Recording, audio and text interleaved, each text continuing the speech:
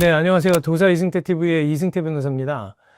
오늘도 제가 화재 사건을 좀 말씀을 드리려고 합니다. 요즘에 전국의 산불 때문에 뭐 의성이든 정상북도 쪽에 굉장히 많이 돌아가시고 해서 정말 안타깝고 유가족들한테 그리고 또 이재민들한테도 굉장히 좀 유감을 표하고 정말 이분들이 굉장히 힘드실 거예요. 화재 사건이요. 이 말로 할 수가 없습니다. 그러니까 화재가 발생하고 나면 다 타버리니까. 그래서 어떻게 사실 이분들을 위로해 드려야 될지 잘 모르겠는데 문제 막막한 거거든요. 근데 사실은 더 들어가서 보면 이분들이 누구 때문에 화재가 발생했고, 그 다음에 이걸 화재로 입은 손해를 어떻게 배상받을 거냐라는 문제가 남는데, 사실 이제 이거는 저희가 오늘 주제로 다루려고 하는 건 아니지만 이 부분들을 분명히 우리가 고려해야 되고 앞으로 어떻게 해결해야 될지를 생각해 봐야 되는 문제이기도 합니다. 이 작은 실수로 인해서 불이 났는데 이걸 과연 누가 다 책임져야 되느냐, 이게 그리고 또 한 사람이 다 책임지는 게 맞느냐라는 것들도 있고, 그리고 또 피해자들은 어떻게 그러면 나중에 구제할 것이냐. 지금 보시면 화재가 어떻게 난 거냐면 여기 보시면 4개 동, 제가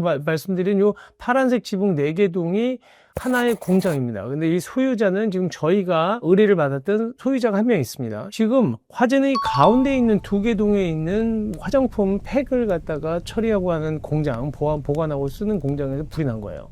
그래서 이분도 우리 회사로부터 임차를 해서 쓰고 있던 사람이고 피해자가 된 거죠. 불이 나서 옆집까지 탄 겁니다. 그러다 보니까 여기는 손해액이 13억 정도가 피해가 났어요. 억울하죠. 그러다 보니까 이쪽 입장에서는 이거 가만히 있을 수가 없는 거잖아요. 당연히 소송을 해서 배상을 받아야 되는 거죠. 그래서 이분 입장에서는 소송을 누구를 상대로 했냐? 요 가운데 불난 집 임차인을 상대로 하고, 그 다음에 또 저희 소유자를 상대로 소송한 거예요. 왜냐면 이분은 지금 자기도 이 건물을 임차해서 쓰고 있었는데 옆집에서 불이 났으니까 당연히 옆집 임차인, 당신 때문에 불난 거 아니야? 라는 것과, 그 다음에 우리 공장 소유자, 만약 이 사람이 아니라도 공장을 전체적으로 소유하고 있던 당신이 책임을 져. 이렇게 된 건데 어떻게 되는지 한번 결론을 보시겠습니다.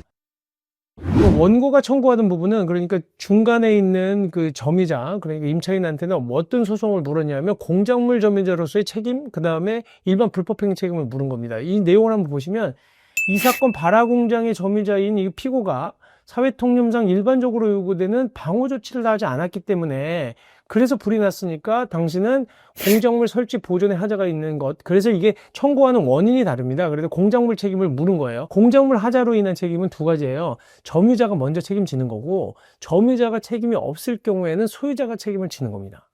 1차 책임, 2차 책임이 나눠져요. 그래서 점유자가 먼저 책임지고 점유자가 책임이 없다면 우리가 내라. 법원에서는 지금 뭐라고 판단을 했는지 한번 보시는데, 비상경보 설비, 자동화재 탐지 설비, 스프링클러 등을 미설치했고, 그 다음에 방화관리자를 미선임했고, 정기적으로 자체 검증을 안 하는 바람에 화재가 난 거 아니냐. 또 하나는 내화 구조를 갖춘 방화벽도 설치하지 않았다. 뭐 이런 것들. 그 다음에 이 화재에 취약한 샌드위치 판넬로 저어서 그 임대를 했기 때문에 이것도 당신이 책임져야 되는 부분이다, 이렇게 주장을 한 겁니다. 회사 입장에서 아니 나야 세준 거밖에 없는데, 임차해 준 거밖에 없는데 왜 내가 책임 물어야 돼? 라고 하니까 저희를 선임해서 다툰 거예요. 처음 수임했을 때부터 느낀 건 원고가 너무 힘들긴 하지만 과연 이게 우리가 책임져야 될 거냐. 집을 잘 지어놔서 임차해주고 살다가 불이 나면 무조건 소유자가 책임져야 되느냐, 그건 아니지 않냐, 이 부분이거든요. 그리고 이게 왜 그러냐면 우리가 공작물 책임을 그냥 법조문들만 보면 1차 책임은 점유자가 지고, 점유자가 책임이 없다면 건물의 소유자가 책임을 지는데, 이게 법률상은 무과실 책임으로 돼 있어요. 무과실 책임이라고 하는 건 소유자의 고의 과실이 없다고 하더라도 공작물의 설치 보존에 하자만 있으면 책임져라. 근데 점유자는 공작물 설치 보존에 하자가 있으면서 본인이 이 부분에 대한 과실이 없을 경우는 책임을 지지 않습니다. 고의 과실이 없으면. 그러다 보니까 점유자가 만약에 나는 고의 과실이 없어라고 입증을 해서, 증명을 해서 책임이 없어서 벗어났잖아요. 그러면 소유자가 책임지는 구조로 되어 있어서 일반적인 변호사들도 무조건 소유자 책임을 지면 무과실 책임이다라고 이렇게 공부를 하고 외우고 있어요. 근데 중요한 건 거기에서 소유자라고 하더라도 공작물에 하자가 있어야 돼. 설치 보존에 하자가 있을 때 책임을 지는 거지, 그때 무과실 책임, 과실이 없어도 책임을 지는 거지, 설치 보존에 하자가 없다면 그 부분에 대해서는 과실 의무를 떠나서 책임이 없는 겁니다. 그러니까 설치 보존의 하자는 누가 증명해야 되느냐? 그거는 바로 원고가 증명해야 되는 거예요. 이 설치 보존의 하자가 있었다, 이게 지금 중요한 겁니다. 소유자 입장에서는. 자, 그러다 보니까 법원에서는 뭐라고 판단했냐 하면 공작물의 설치 또는 보존상의 하자로 인한 사고라고 하면 공작물의 설치 또는 보존의 하자만이 손해 발생의 원인이 되는 경우만을 말하는 것은 아니고 다른 사람의 손해랑 경합해서 발생하는 것도 맞다. 하지만 여기에서는 기본적으로 다른 사람의 과실과 결합해서 발생한다고 하더라도 공작물의 설치 보존상의 화재로 인해서 발생한 것이라고 볼 수 있다. 이거는 맞습니다. 근데 여기에서 말하는 공작물 책임의 내용과 입법 취지를 살펴보면 뭐라고 얘기하고 있냐면 공작물의 설치 보존의 하자는 있어야 된다는 거예요. 그거를 그러면 어떤 게 설치 보존의 하자냐? 공작물의 하자로 인해서 어떠한 손해가 발생했다고 하더라도 손해가 공정대 하자와 관련된 위험이 현실화돼서 발생한 것이 아니라고 하면 그때는 공작물 설치 보존의 하자로 인한 손해라고 볼 수 없다는 거예요. 그러니까 결국은 공작물 설치 보존의 하자가 있어야 된다는 거예요. 공작물 설치 보존의 하자로 인해서 불이 발생해야 된다. 그래야지만 소유자가 책임진다는 건데 이 사건의 경우에는 아무리 봐도 증거가 없다. 여기 보시면 통상의 안전을 확보하지 못한 설치 보존의 하자가 존재해서 그로 인해서 화재가 발생했다고 보기에는 부족하다. 거기서 자르는 겁니다. 이 사람이 과실이 있다 없다의 문제가 아니에요. 그렇기 때문에 설치 보존의 하자가 있을 때 그 하자로 인한 책임이 있느냐 없느냐를 점유자와 따지는 거고 고의과실이 있느냐를. 그 다음에 결국은 우리 소유자의 관계에서는 고의과실과 관계없는 무과실 책임이라고 하더라도 설치 보존의 하자가 있어야 된다. 그러면서 증거를 뭐라고 얘기하고 있냐면 여기 보니까 증거물에서 발화와 관련된 특이점이 발생되지 않았고 정기적 요인에 의해서 불이 난 것 같긴 한데 그것도 원인은 불명이다.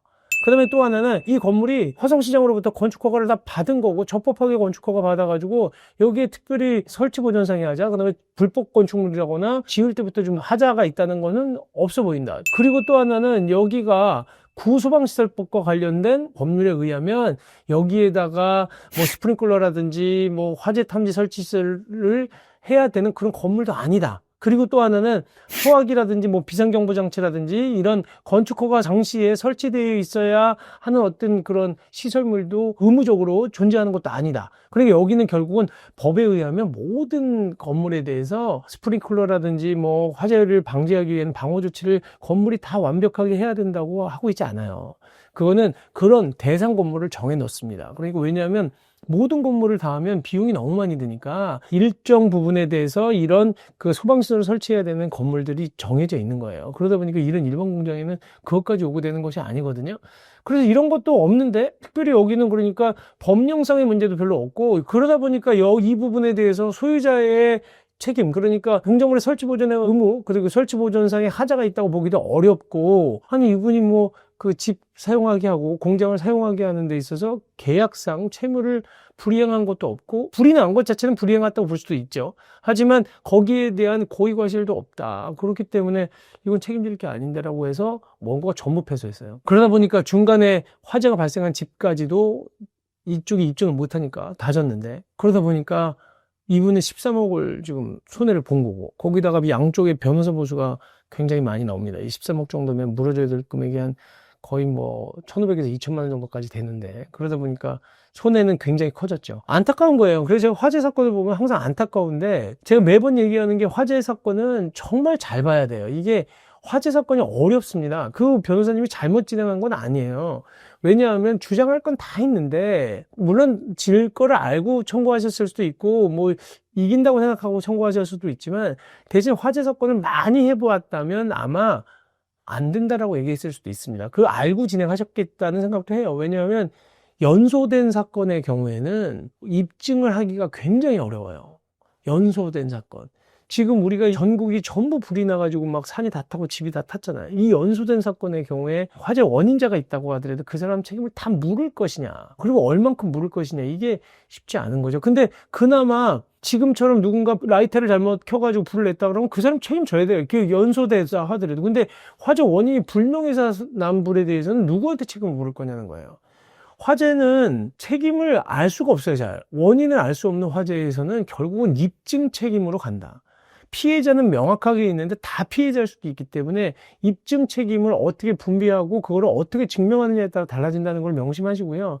정말 안타깝죠. 화재로 인한 피해를 받은 사람은 손해배상을 받아야 되는데, 문제는 배상해 줄 사람이 없는 거예요. 다 같은 피해자가 될 수도 있다는 거 명심하시고, 저건 전국에 있는 지금 발생한 화재가 빨리 진압됐으면 좋겠습니다. 네, 감사합니다.